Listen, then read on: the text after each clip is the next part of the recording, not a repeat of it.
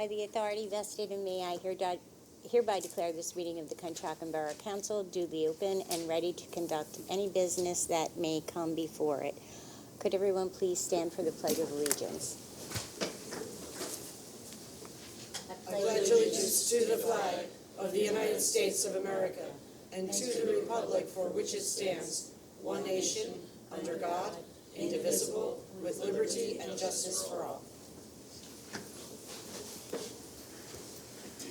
There she is.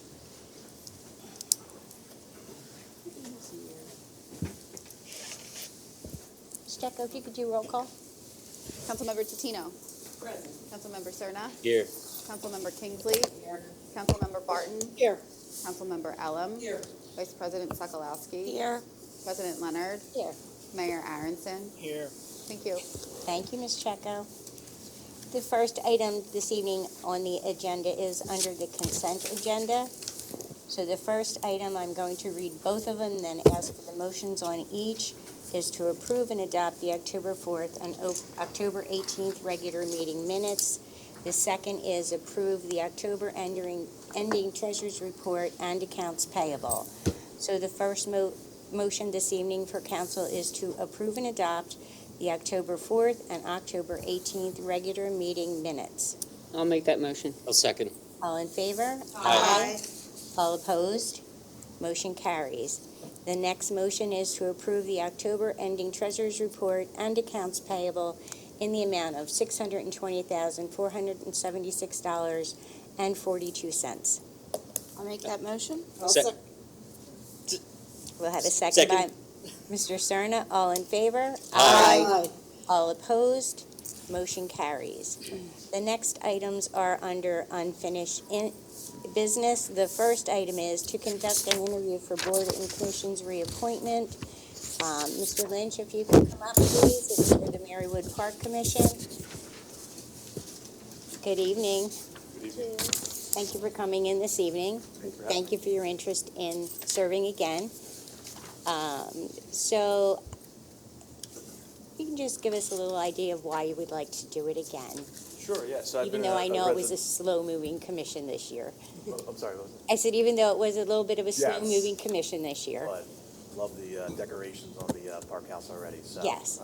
kudos to the Public Works for doing that. So I've been a resident of the borough for about 4 years now. I've been on the commission a little over 2 years.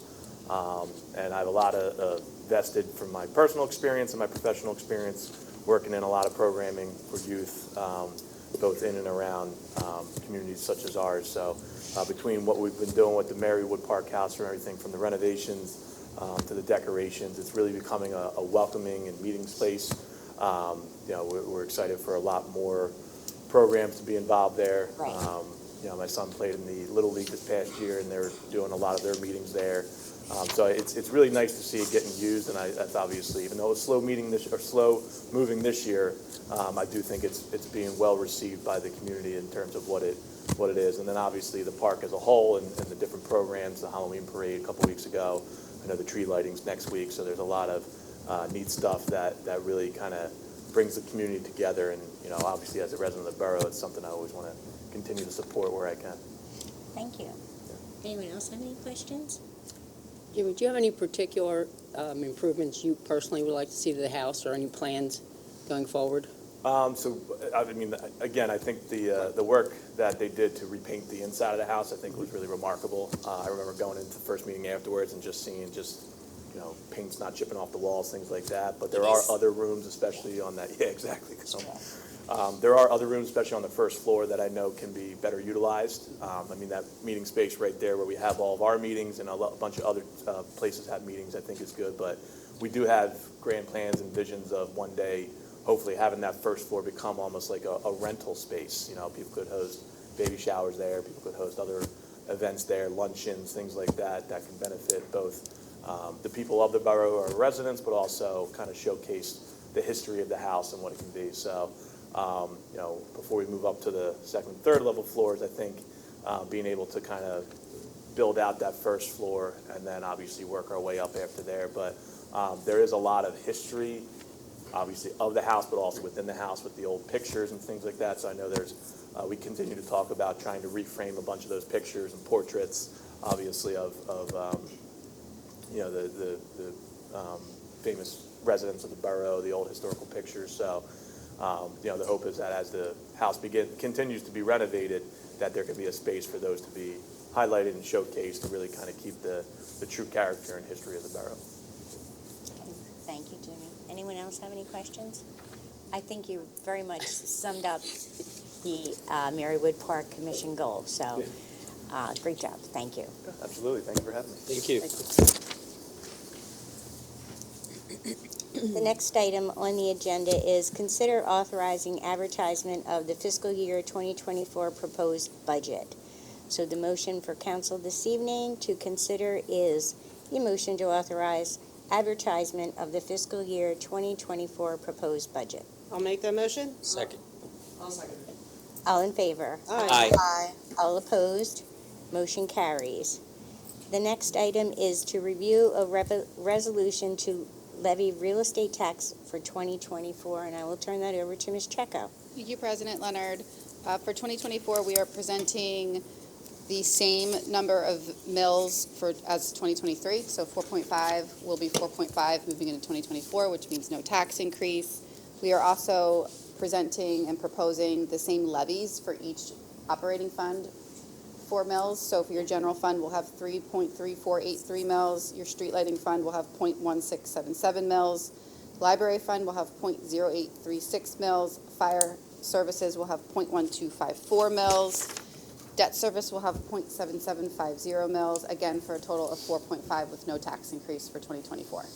Thank you, Stephanie. Thank you. So if council is so inclined this evening, the motion is to authorize advertisement of the Main Street Overlay District Ordinance. No. on the Oh, taxes. I'm on the wrong one. I apologize. We'll go back to the right one. No motion this evening. No motion this evening. That will be at the next one. It'll be on your December 20th agenda. Yes. When you're approving the budget as well. Okay, so moving forward, the next item is consider authorizing advertisement of the Main Street Overlay District Ordinance. Ms. Checo, did you want to? Sure, I will review that? touch this one as well. We had our consultants from Gilmore at your work session that presented the draft ordinance that was drafted over the course of the last 18 months by your task force. The task force was represented by residents, business owners, your consultants and professionals, as well as Ms. Elam and Ms. Sokolowski. I think the task force did a fantastic job of navigating what the future of the Fayette Street corridor would look like or could potentially look like to really drive economic commerce from your commercial district up to your upper avenues. The overlay is broken down into 3 zones. There was a conversation in the work session about the protection of structures in Zone 3. We did take the feedback that we received from council from the work session, and we actually reached back out to the task force for confirmation on their intent. We did receive unanimous confirmation from the task force members that the intent of the ordinance as written is in fact accurate. They are looking to, again, drive the opportunity for mixed-use structures in that upper zone, with the caveat that single-family homes, historic single-family homes, would still be protected under the historic overlay that is already in place. So, Steph, to make that clear, if someone chooses to use the overlay option, those homes can be knocked down. Well, the historic single-family homes would not be able to be knocked down, even in using the Fayette Street, the Main Street overlay. So one doesn't counteract the other. So the only way that a structure in Zone 3 would be able to be redeveloped, torn down, and redeveloped is if it's not a single-family home. So if it's So all the twins could go.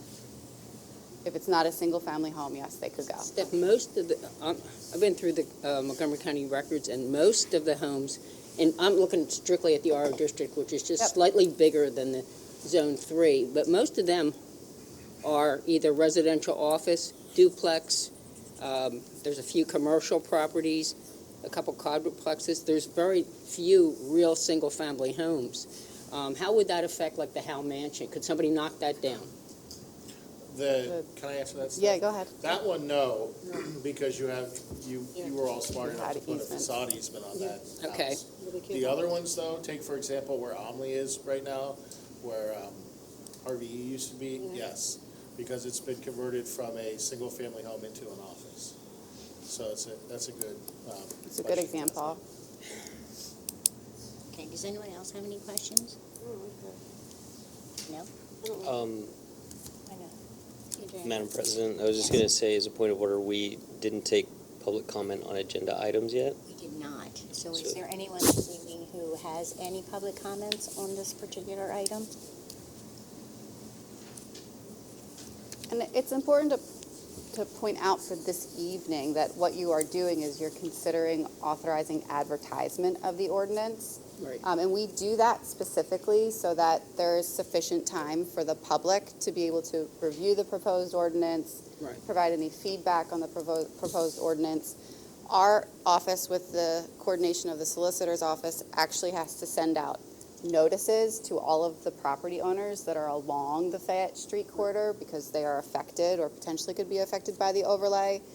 So there's this lengthy notice process that's going to have to take place once it's advertised, and then it will be back on a future agenda for a public hearing, where again the public could come and discuss the ordinance as written, and then it'll be in front of council for adoption. So this isn't, there's this process isn't put in place so that there is an opportunity for further public input, even though we already had multiple public forums through the task force that started 18 months ago, resulted in the generation of this proposed ordinance, which is now in front of you.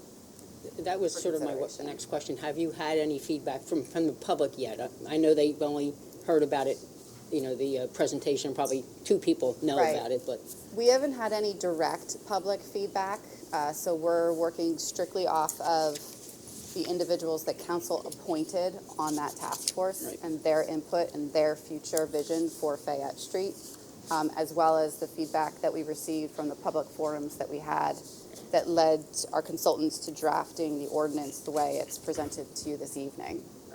And the So- task force spent time talking with people all along that corridor during it. Stacy, do you have any additions to that? When you guys were out walking around and looking at how to establish the zones and No, I and mean, the I feedback? think we worked a lot off of the current zoning, and we already have proposed items that are already coming up, like at 7th and Fayette. And we were really very careful about making sure that anything, if they wanted to knock it down on the rebuild, it would almost look identical. And we went through a lengthy process with that, drawings on the whiteboard. And if you go through the ordinance, there are very, very specific steps that they need to follow in order to knock down and rebuild. And a lot of those houses up there have been converted. There's very few single-family homes. right. And it would be very difficult for us to bring in restaurants or businesses that could take those dwellings and actually turn them into viable options for businesses. It also was presented to your planning commission, who's Correct. responsible for reviewing it based off your comp plan and your current ordinances, and then making recommendations to council. So it's been thoroughly vetted, and it's been generated through the community. They are the ones who created. Those are the ones that sat on the task force. They're the ones that created the ordinance. So community feedback, when we go through this process, it's still open to some tweaking if It's key. people want to. I think that you're gonna, it's going to be advertised. It's going to Right. be placed in the newspaper, on the website. A copy will be available at Borough Hall. You're then going to have what's going to be advertised is a date for a public hearing. That public hearing will be conducted here in this room, where you'll have an opportunity. Mike will go through the public hearing. He'll ask for any public comment or feedback. You're not going to vote on it that evening. You're going to turn around. You'll have time to deliberate on any feedback that you've received, and then you will conduct a vote Good. in terms of adoption or whatnot. Does anyone else have any more questions? We can make changes then, if we, At the public hearing, and following the public hearing, if Borough Council decides that it wants to make changes, of course. Yep. Until you enact it, you can make changes. Those changes might mean that it needs to go back back to to, the planning commission, Montgomery County Planning Commission, back to the task force, but you're the legislator, so you certainly can make changes. Questions are done. Steph, if you could do a roll call vote? sure. So again, this evening, the motion in front of you is to authorize advertisement of the Main Street Overlay District Ordinance. So I'll start with Councilmember Tatino, Yes. Councilmember Cerna, Yes. Councilmember Kingsley. Yes. Councilmember Barton, Yes. Councilmember Elam, Yes. Vice President Sokolowski. Yes. President Leonard. No. Okay. We have that for the record. Okay. Thank you very much. So the next item on the agenda is consider approving Resolution 2023-25 for a supplemental appropriation to the fiscal year 2023 budget in the amount of $1,525,000 to buy out Keystone 402 LLC's leasing interest in the Borough Hall property. So if council is inclined this evening, bear with me on this motion because it is quite lengthy.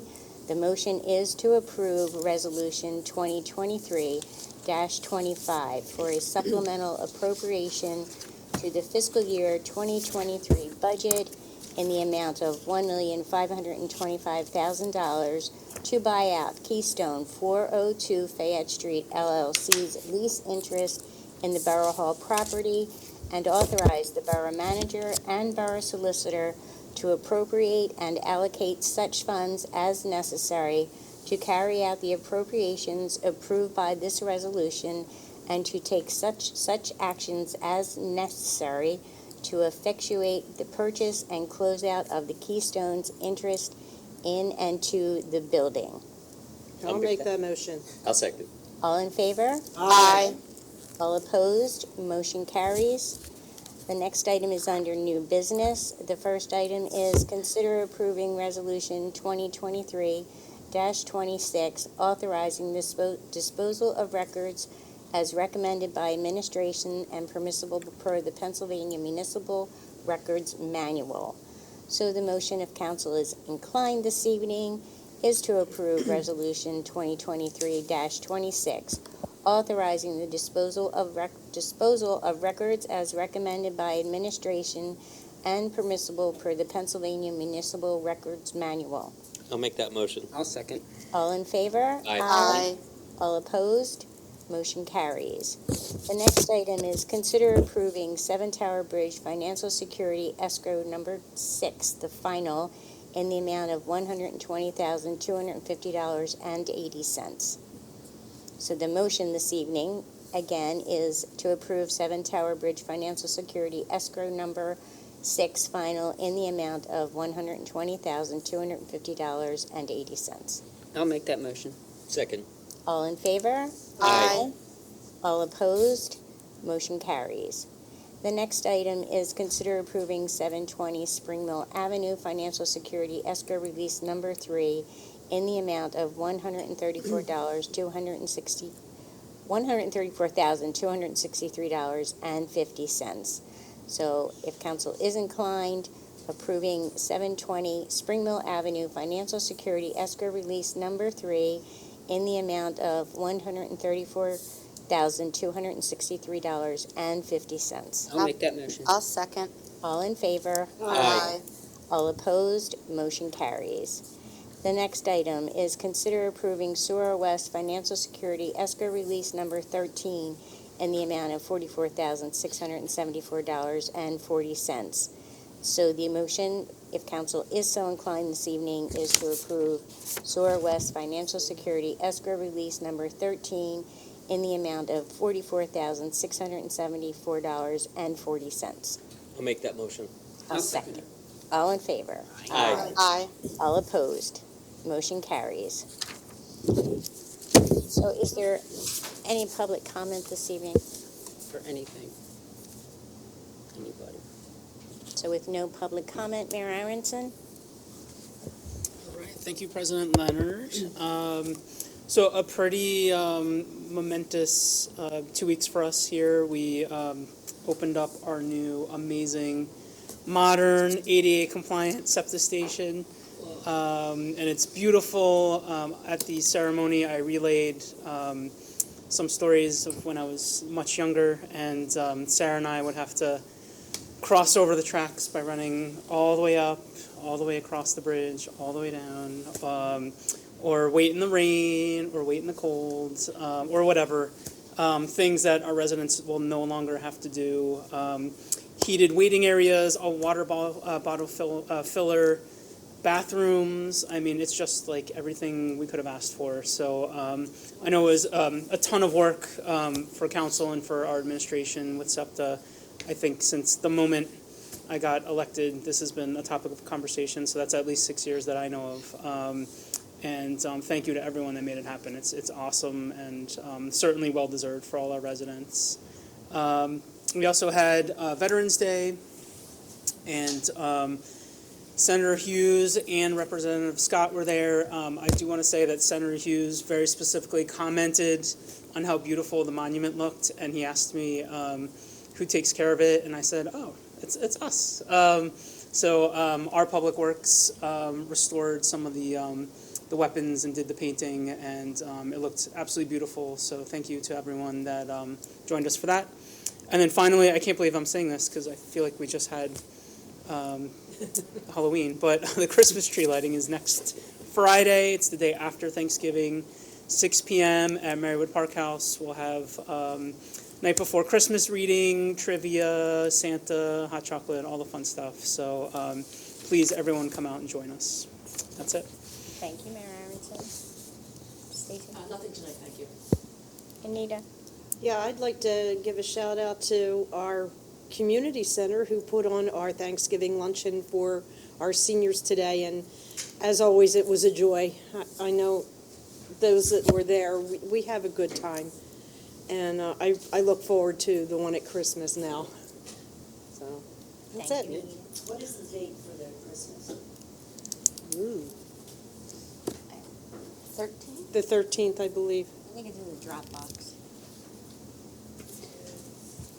December 13th, Wednesday, December 13th. I will join Mayor Aronson in saying that the SEPTA train station is beautiful. The ceremony was very nice, and Anita, I had the pleasure of serving the seniors today with Anita, and there were at least 4 of my high school classmates among the seniors getting served. Yes, there were. You dreamed your Cool. daydreams. All right. So on a very personal note, tonight I got to enjoy a baby and parent play class at the fellowship house.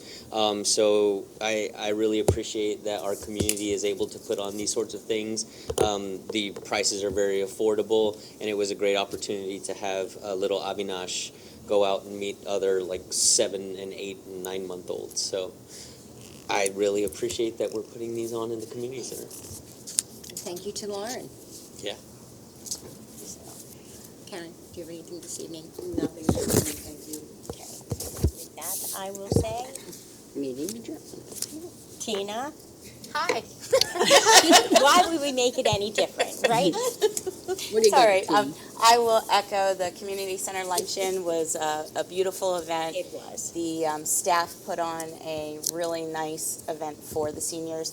And what was really nice today was seeing a lot of new faces at the event that Yes. may not have joined us in the past. So seeing some new people come in and seeing the room full. So it was a wonderful experience. And on that note, the Christmas luncheon is already full. Yeah. There Wow. is no room. And I also like to give a shout out to the restaurants that provide the food. Oh, yeah. I mean, it was really good. Yes.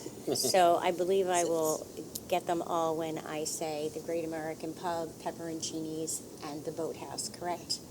Yep. They always do a wonderful job. The food is always delicious. The seniors are always very happy with it. So thank you to them, our local restaurants that always, always support the borough. So now we're good. Meeting adjourned.